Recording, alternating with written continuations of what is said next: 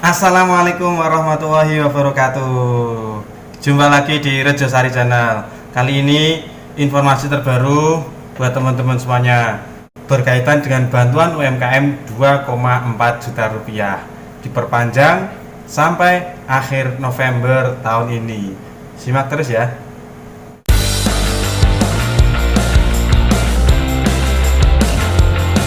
Sebelum dilanjut, lebih baik buat teman-teman yang baru saja hadir di Rejosari Channel, jangan sungkan-sungkan untuk subscribe, padamkan tombol merah supaya teman-teman bisa dapat notifikasi video-video kami selanjutnya.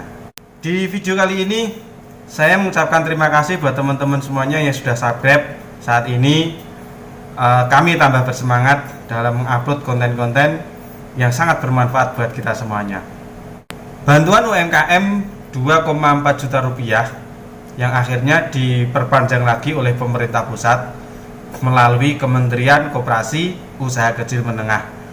Nah, untuk itu buat teman-teman yang belum sempat mendaftarkan pada periode pertama lalu yang ditutup pada tanggal 10 September, kali ini dibuka lagi karena belum memenuhi kuota dari 12 juta kuota. Makanya persiapkan untuk memenuhi pemberkasan pengajuan bantuan langsung tunai KUKM atau UMKM 2,4 juta rupiah.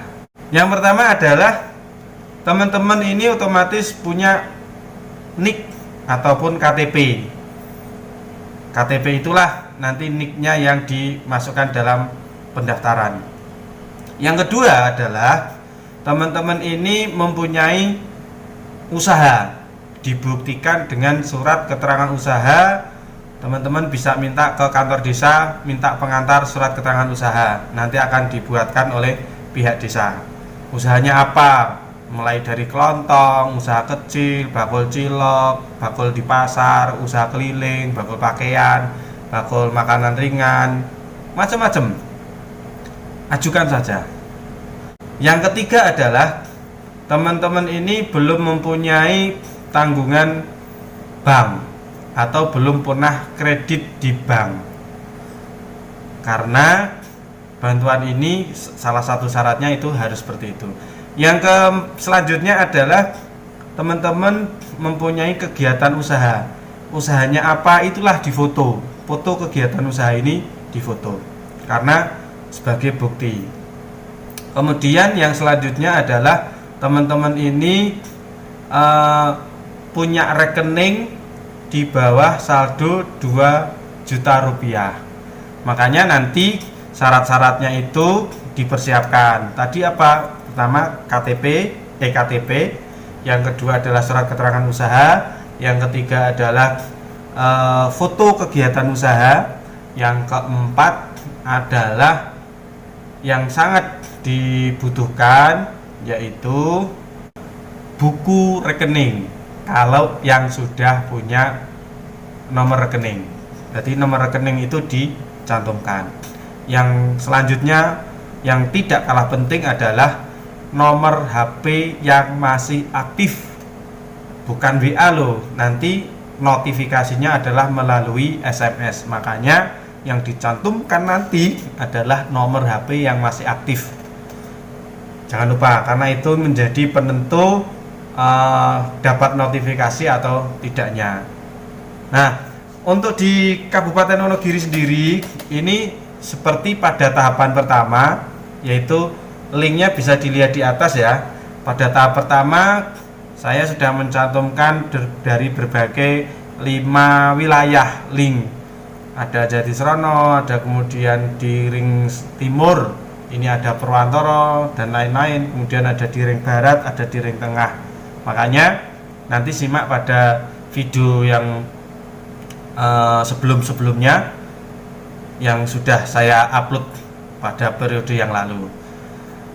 Kalau sudah dipenuhi pemberkasan, silahkan dibawa ke dinas KUKM kabupaten ataupun kota masing-masing. Maka segera saja ditumpuk di sana, dikumpulkan pemberkasannya, diusahakan ini sudah beres pemberkasannya sebelum November 2020. Ini khusus yang Wonogiri ya. Makanya segera diproses bagi teman-teman yang belum sempat pada periode yang lalu belum sempat mendaftarkan. Nah, untuk teman-teman yang sudah mendaftarkan namun kok belum mendapatkan notifikasi apakah saya lolos atau tidak, apakah usaha saya ini bisa mendapatkan bantuan atau tidak, ini tidak usah khawatir karena nanti notifikasi itu akan berlaku sampai akhir Desember. Ditunggu saja, semoga yang belum dapat notifikasi segera mendapatkan notifikasi karena melalui SMS. Yang kedua, kalau tidak mendapatkan notifikasi, coba teman-teman cetak buku tabungan. Buku nomor rekening itu dicetak apakah ada saldo penambahan atau tidak. Kalau ada saldo, maka segera dikonfirmasikan kepada pihak bank penyalur. Setelah itu dilengkapi pemberkasannya. Segera saja. Biasanya yang disuruh untuk melengkapi itu surat pernyataan. Yang kedua adalah surat pertanggungjawaban mutlak atau SPTJM. Yang ketiga adalah surat kuasa pengambilan KUKM.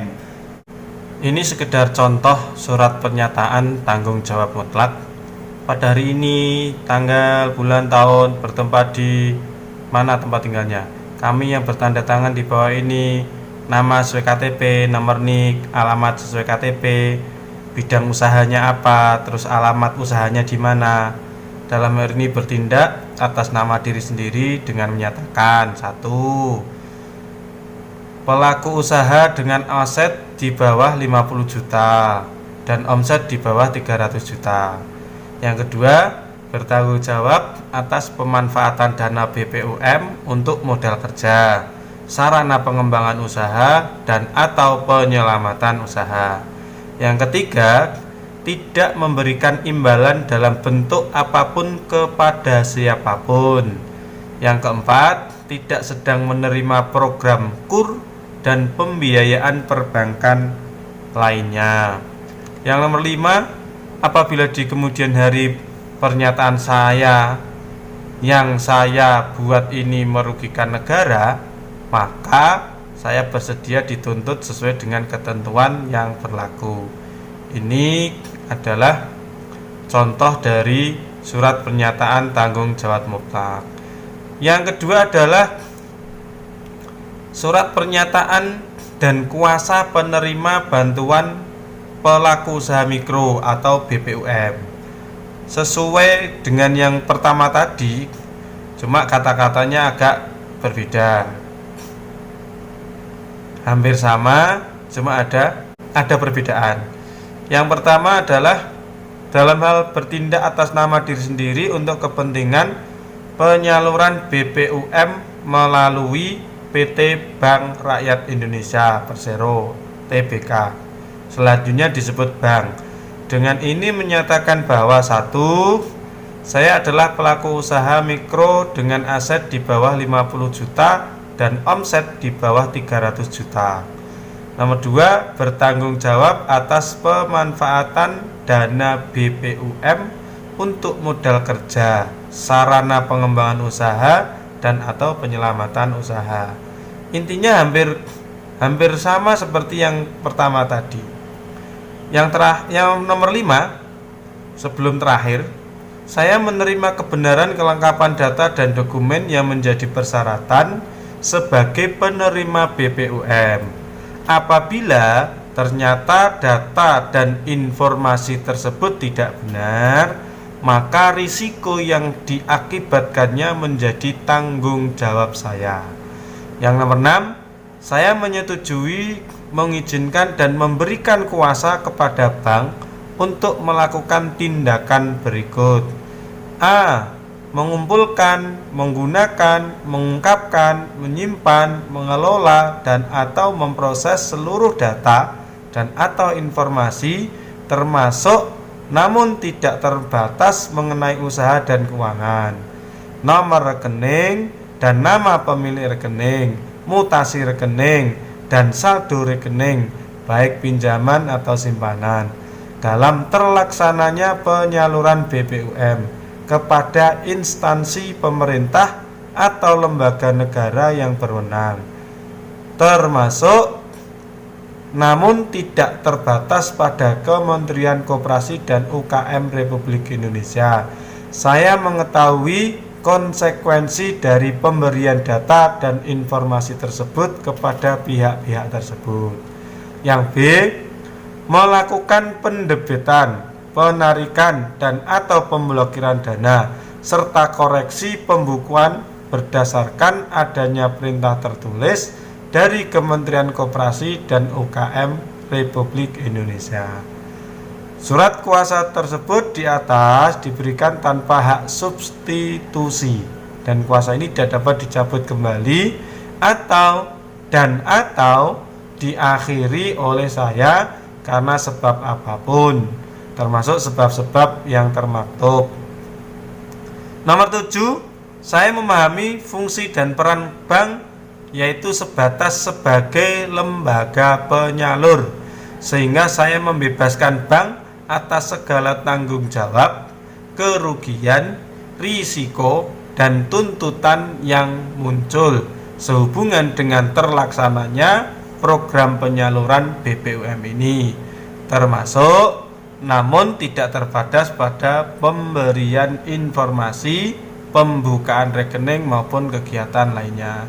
Nomor 8, apabila di kemudian hari pernyataan yang saya buat ini tidak benar dan terbukti merugikan negara dan atau pihak bank, maka saya bersedia bertanggung jawab dan diproses sesuai dengan ketentuan perundang-undangan yang berlaku. Ini ditandatangani dan ada materinya. 3 syarat ini yang menjadi syarat mutlak untuk membuka blokir, karena banyak sekali teman-teman yang mengeluhkan, kenapa ya sudah jelas itu buat bantuan hibah kok harus diblokir, kok tidak segera dicairkan. Karena ini adalah bentuk tanggung jawab pemerintah. Apabila langsung bisa dicairkan, bagaimana pelaporan pertanggungjawabannya kepada negara? Karena ini adalah uang negara.